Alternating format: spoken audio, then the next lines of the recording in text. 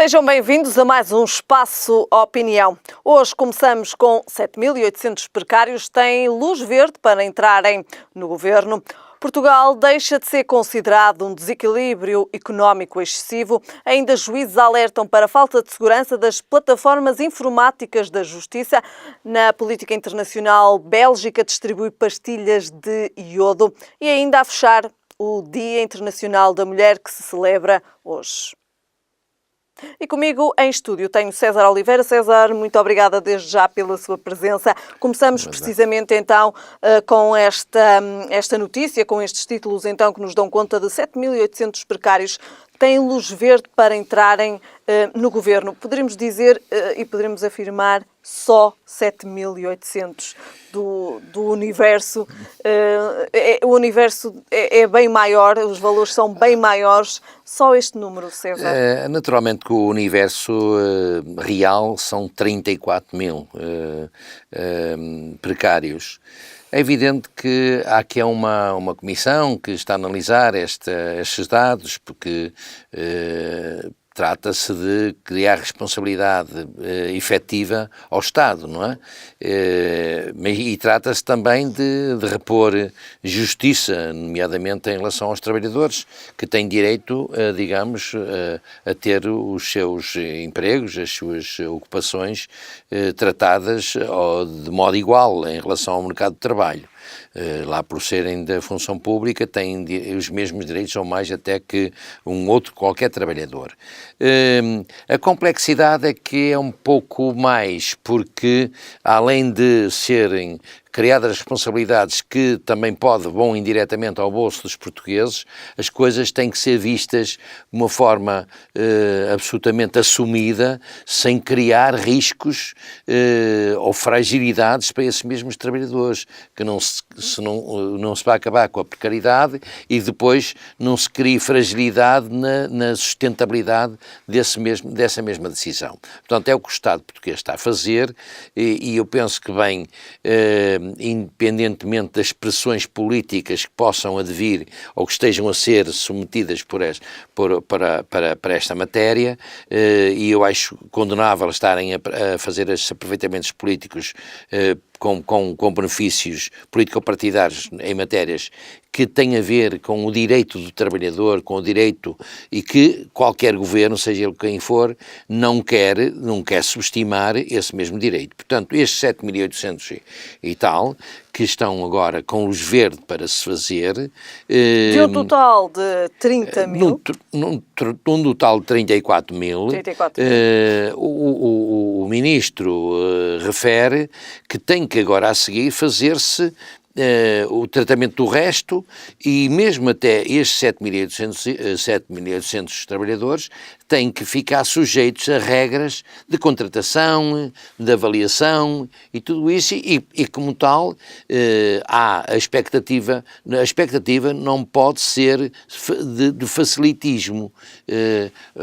Sabemos que nestes precários poderá haver algumas centenas, para não dizer alguns milhares, que são precários que não têm aplicação na administração, foram metidos por esta ou por aquela razão que digamos, a contratação para que eles foram submetidos esgotou-se, deixou de existir. E isso é preciso tratar convenientemente, deixarem de ser precários ou para serem efetivos ou para deixarem de ser precários e criar-lhes outras oportunidades de trabalho, de emprego, de ocupação. Portanto, vamos dizer que aqui pode haver aqui algum número, com alguma expressão de trabalhadores precários que podem não passar a efetivos, não é? Podem não passar, podem não perder, podem continuar num mercado que não seja precário, mas que vá para o desemprego. Pode acontecer isso, não é? Mário Centeno garante que até 2018, até ao final de 2018, a regularização dos trabalhadores precários do Estado estará concluída tal como previsto. Como é que podemos encarar estas declarações de Mário Centeno? É a assunção daquilo de 2018 destes trabalhadores, ele assume destes trabalhadores. Dos 7.800 que falámos. tem já condições para o fazer, porque é preciso acautelar também no Orçamento de Estado esta folga, e é o que ele, é pelo que ele responde, não é? Esta folga para poder assumir uma responsabilidade efetiva com os trabalhadores, com todos os direitos que eles têm. Mário Centeno diz uma coisa que é possível dizer neste momento: as comissões que estão a avaliar estes processos deram a sua luz verde, e ele não se pode comprometer para além disso, embora saiba que há os tais 34 mil, não se pode comprometer além disso, porque inclusivamente, Helena, estas decisões, o trabalhador nunca deixa de ser ouvido, que é interessante, e isso é importante que os portugueses tenham noção. Os trabalhadores podem não passar a precários, não é unilateral a decisão. Há uma comissão e o trabalhador tem sempre o direito de ser ouvido, de ser auscultado e de se defender. Portanto, o caminho não pode ser assim: vamos acabar com os precários imediatamente, até ao fim do mês de março ou até ao fim do mês de abril, ou seja o que for, sem ter as cautelas devidas para o Estado assumir de corpo inteiro porque também é isso que os trabalhadores pretendem, não é?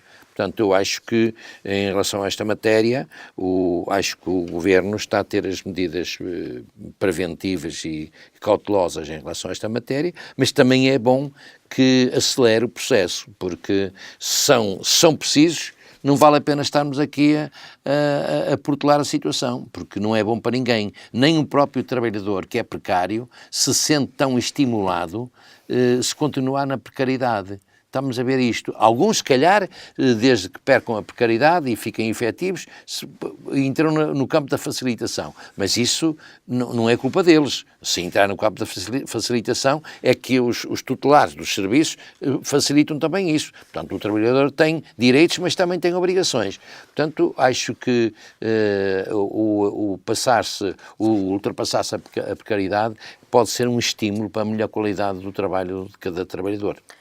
Concorda que o Governo será julgado pelo sucesso ou insucesso da regularização dos precários, tal como disse José Soeiro no Parlamento?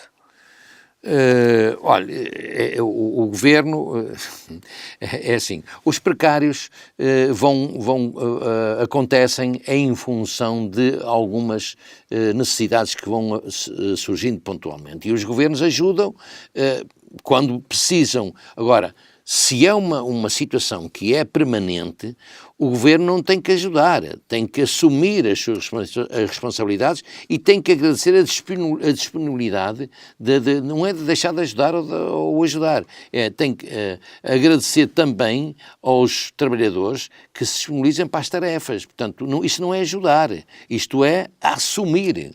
Portanto, não tem nada a ver com ajudas desta ou daquela matéria ou aquela simpatia política. Não. Um trabalhador tem que ser considerado por aquilo que produz. E, portanto, não se trata de ajudas, trata-se de cumprir aquilo que é um direito de qualquer das partes e um dever de qualquer das partes. Mas, de facto, se até 2018 e tal, aqui, como diz Mário Centeno, que garante que haverá esta regularização dos trabalhadores precários do Estado, pelo menos de 7.800, estamos a falar de um número que, embora nos pareça pouco, mas podemos encará-lo como satisfatório? Irene, eu acho que não se pode encarar como satisfatório, porque é evidente que é preciso começar, e começar por um número já com alguma expressão apresenta fatores de satisfação, não é? Mas não é satisfatório, porque o que está em causa ainda é a observação de um universo muito maior, que representa mais do triplo, não é? Há muito trabalho pela frente. Há muito trabalho para frente, e há que aferir, e tem muito trabalho e coragem, porque provavelmente alguns destes precários poderão deixar de ser precários para ir para o desemprego. E isso é muito desagradável, não é? Mas há que enfrentar isto com coragem, com determinação, com muita responsabilidade e, portanto, de qualquer maneira, este número aproximado de 8.000 pessoas, 8.000 funcionários, é um bom sinal. É um bom sinal. Não é de satisfação, mas é um bom sinal. Não é de satisfação porque se trata de um universo ainda de avaliar os tais 34 mil precários que existem no nosso país. Muito bem. César, falamos agora ainda em termos políticos. Portugal deixa de ser considerado um desequilíbrio económico excessivo. No entanto, Bruxelas pede mais medidas e mais reformas por causa da dívida e do mercado do trabalho que estão em causa. César, como é que podemos encarar estas declarações? De facto, Portugal deixa de ser considerado um desequilíbrio económico excessivo. No entanto, ainda há muitas falhas. Portugal passou de classe, vamos dizer, começou a integrar, deixou um grupo restrito dos excessivos. Mas continua em desequilíbrio. Continua em desequilíbrio, naturalmente. E porquê? Porque é preciso, há muitos fatores que a comunidade recomenda para que o desequilíbrio, e que são poucos países que não têm desequilíbrio. Veja que nos países que estão no desequilíbrio excessivo ou não excessivo, temos países como a França, como a Alemanha, como a Holanda, países com economias fortes, mas que estão classificados como países em desequilíbrio não excessivo. Portanto, estamos a falar de coisas. E esta passagem deve-se muito a que Portugal tem feito um esforço. Isso é discutível, porque muita gente discute se é uma baixa de desemprego real ou se é de cosmética, mas que não há dúvida nenhuma que o emprego, ao nível do tratamento dos rastros de desemprego, Portugal tem baixado os seus níveis de desemprego e está abaixo da média europeia. Portanto, esse foi um fator que foi muito considerado para que o Portugal saísse da linha de excessivo para a linha simplesmente crítica. O outro foi a recuperação económica, mas também sabemos que há muito ainda para fazer no campo da recuperação económica. Por exemplo, aliás, é muito referido a questão do crédito mal parado na banca, que deve ter prioridade, e tem a ver, o crédito mal parado tem a ver que tem que deixar de haver o mal parado para ser substituído por maior investimento, por maior oportunidades económicas, que ao fazer deslizar esse crédito mal parado para essas atividades só pode ser, não pode ser para gastos excessivos, mas para a criação de riqueza, continuação da riqueza. Esses é uma das questões que a comunidade enfoca, não é? E diz mesmo o anúncio de salientar que este foi um anúncio feito pelo vice-presidente para o Euro, de salientar que dizem mesmo que existe um grande desafio ao nível precisamente do elevado endividamento privado das famílias e empresas, Isso. Mas também do Estado. E também do Estado, do setor público, das empresas, das famílias, mas também do Estado. E aliás, o vice-presidente referiu, numa visita recente a Portugal, referiu que Portugal não está tão bem como se apregoa. Portanto, ele considerou aqui, perante o Parlamento, perante o Governo da Nação, que Portugal oferece ainda muitos riscos de sustentabilidade. Desde logo tem que se preocupar com a diminuição da dívida pública, que é excessiva, eles consideram excessiva, e portanto há que criar aqueles tais planos de estabilidade com cumprimentos, com rigor, não estar a sofrer, não poderem sofrer de pressões de caráter partidário ou de caráter de trocas, de permutas. Isto não pode acontecer. Portanto, é evidente que, perante o que acontece com o Governo de Portugal, há uma fragilidade, mercê do acordo que foi feito para que este Governo se mantenha.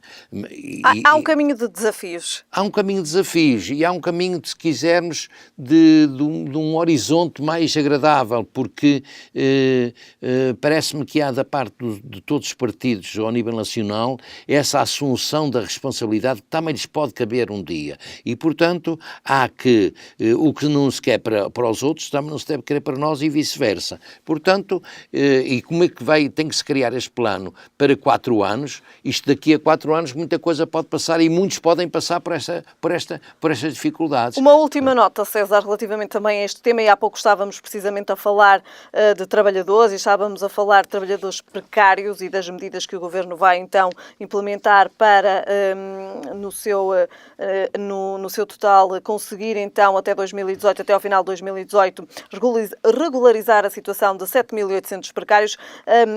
Bruxelas diz também que há uma grande desigualdade entre trabalhadores com contratos a prazo e a termo. Uma grande desigualdade, porquê? Porque os trabalhadores, normalmente, quando são contratados a prazo, não são classificados devidamente. Enquanto que quando têm os contratos sem termo, os trabalhadores têm que ser classificados em função das competências que lhes são atribuídas. Isto é, um direito do trabalhador. E, portanto, essa é uma matéria que um precário aguenta porque quer trabalhar de alguma forma, mas depois de entrar no mercado de trabalho não tem que ser o empregado a exigir, tem que ser a entidade empregadora e especialmente o Estado, mas as empresas privadas também, se querem manter se deixa de ser precário é porque ele serve e é porque ele foi avaliado e serve. Portanto, para deixar de ser precário, tinha que ter estas duas avaliações. Ser competente e ser necessário. A partir dessa altura, o funcionário, o trabalhador, tem que ser considerado em função das suas capacidades e do trabalho que produz. E, portanto, isso vai provocar mais despesa, naturalmente. Não tanto ao nível dos direitos, porque os precários têm praticamente os mesmos direitos que... Uma última nota, César. Os mesmos direitos que os outros, mas têm que ser classificados convenientemente em relação à justeza do seu próprio trabalho. Muito bem, passamos agora então para o nosso próximo tema. Os juízes alertam para a falta de segurança das plataformas informáticas da Justiça. Como é que podemos encarar então este alerta? Olha, temos de encarar com muita seriedade, dada a circunstância do que está a verificar, que são a falta de sigilo nos tribunais.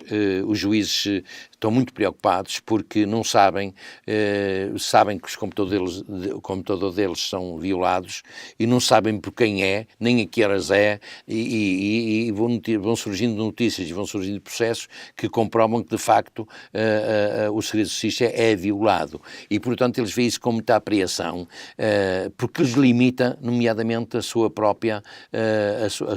o exercício das suas funções. Quando um juiz trata de uma coisa e tem para quem percorrer um caminho para fazer a completa justiça e depois no meio é interceptado naquilo que são os seus pensamentos, naturalmente que o que eles estão a julgar se calhar alteram também as suas estratégias. E isso dificulta a ação dos juízes e, para não dizer, tira eficácia à justeza das decisões. Agora, é preocupante, tanto que a Procuradoria-Geral da República não acredita nesse sistema e eles próprios não querem serviço dos sítios, não é? E estão eles próprios a criar um sistema. É preciso realmente não pode haver aqui estas falhas de segurança, César? As falhas de segurança, sabe que em todo lado há pessoas que são criteriosas e profissionais e outros que não são. E são utilizados e por muitos fatores, muitas vezes até por corrupção, outra vez por influências, outro por simpatias. Não há dúvida nenhuma que há pessoas mal formadas e sem responsabilidades em todos os setores. E, pelos vistos, na Justiça também há. E esse tem que desaparecer. Tem que haver, o que os juízes dizem é que tem que haver uma comissão muito rigorosa naquilo que são as passwords, os acessos às plataformas informáticas, de forma onde estão estes dados relacionados com a Justiça, todos estes processos? Os processos que são detidos pelos juízes, que estão em tramitação e estão em averiguação,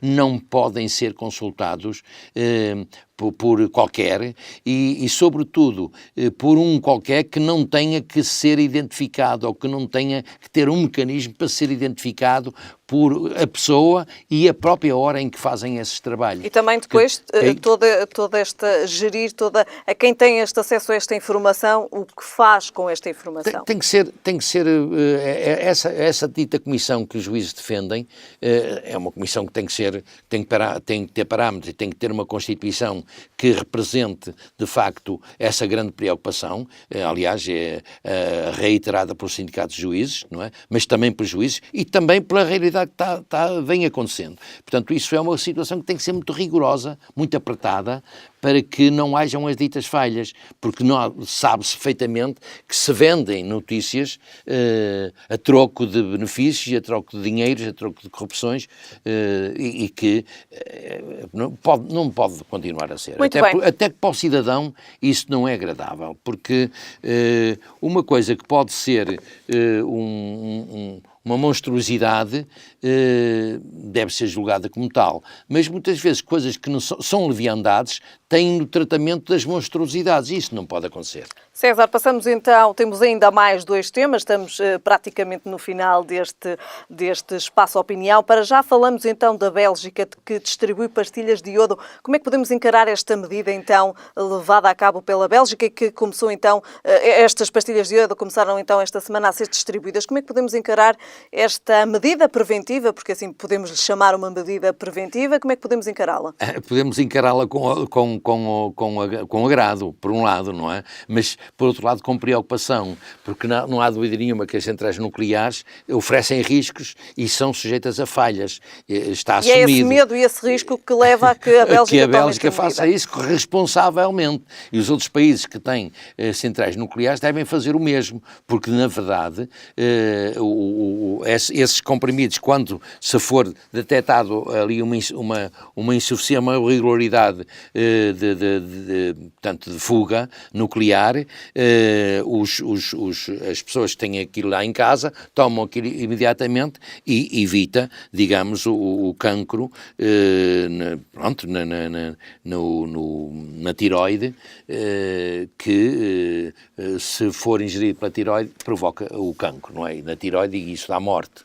Portanto, esse é um ato de responsabilidade, mas também de preocupação. O mundo que se preocupe também com este tipo de energias, não é só preocupar-se nos COs e não sei o que, é preciso preocupar-se com esse tipo de energias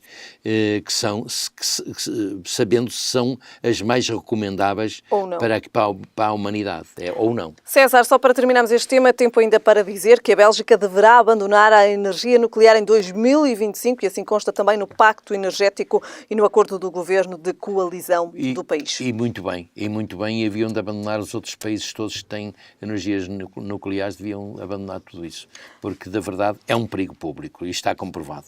Muito bem, César, passamos agora então para o nosso último tema. Hoje, no Dia Internacional da Mulher, César, que conquistas é que as mulheres tiveram ao longo dos anos? O que é que há ainda para fazer? Que números e que dados, de facto, então, ao longo dos anos têm sido conquistados pelas mulheres? Aqui na Europa, os números têm alguma expressão, cifram-se nas diferenças, nomeadamente salários, cifram-se já na ordem dos 17%, baixou, mas ainda é considerável, não é? E sobretudo, que as estatísticas apontam que a normalidade, a igualdade dos salários e dos tratamentos demora 80 anos a ser conseguido. Isso é uma coisa que é muito preocupante, de facto. Mas o que é preocupante é que, ao nível mundial, essa percentagem de 15% ou 17% é de 40%. E, portanto, e é muito mais agravado quando se trata de diferenças de raças, nomeadamente com a raça negra. Portanto, isto são situações. Hoje celebra-se o Dia Internacional da Mulher, queria aproveitar a oportunidade para felicitar primeiro as mulheres, que são indispensáveis ao complemento daquilo que é o ser humano, que não é complemento, é fazem parte integrante, não é? E, portanto, o tratamento, os espaços que têm conseguido, têm sido muito à força daquilo que são imposições legais. Veja-se o que acontece com as cotas. Não deviam acontecer cotas, não é? Deviam acontecer. A normalidade é que seja aferido da capacidade do ser humano para exercer funções, e, ou de diretores gerais, ou de administradores, ou de empresários, ou de dirigentes, ou de políticos, deviam ser pela capacidade das pessoas e não à força das cotas. Por um lado, tem que também haver uma preocupação acrescida da mulher. Porquê? Porque a mulher, e este paradigma tem que mudar. Às vezes a mulher era rotulada como sendo para ocupar das coisas mais de caráter doméstico, coisas menores, mas não é assim. Não pode não ser, pode ser ao contrário. A mulher pode ter, num casal, por exemplo, a mulher pode ter muito mais capacidade que o homem, e o homem tem que lhe criar, ou tem que ser criado no próprio ambiente familiar, criar a oportunidade para aquele que tem mais capacidade para ter melhor qualidade de vida o poder fazer. E, portanto, e assim, independentemente de ser mulher ou homem. Agora, tem que mudar muito a mentalidade daqueles que têm o poder, e daqueles e daquelas, porque sabemos que há mulheres à frente de Estados que não tratam, que às vezes ainda tratam pior as mulheres que os homens as tratam. Portanto, há que ter mentalidades, não ver a mulher como uma exceção, como uma desigualdade, mas como naturalidade, ver a mulher como igualdade, parte integrante e indispensável àquilo que é uma sociedade moderna, equilibrada, inteligente. E, portanto, isso mudará logo nas famílias, tem que mudar muito nas famílias. Última nota, César. Tem que mudar nas famílias, tem que mudar na responsabilidade do Estado e na responsabilidade da empresa, mas também da parte das mulheres, a assunção do seu próprio valor. Esse é importante. A mulher não precisa que se lhe façam favores. Não deve precisar que se lhe façam favores. Tem que ser pela sua própria afirmação, pelo seu nível, Muito bem. que tem. César, terminamos então o nosso Espaço Opinião hoje, no Dia Internacional da Mulher. Voltamos então a ver-nos na próxima semana. Boa semana. Até para a semana, Helena. Foram os temas hoje em debate. Eu estou de regresso amanhã para mais um Espaço Opinião.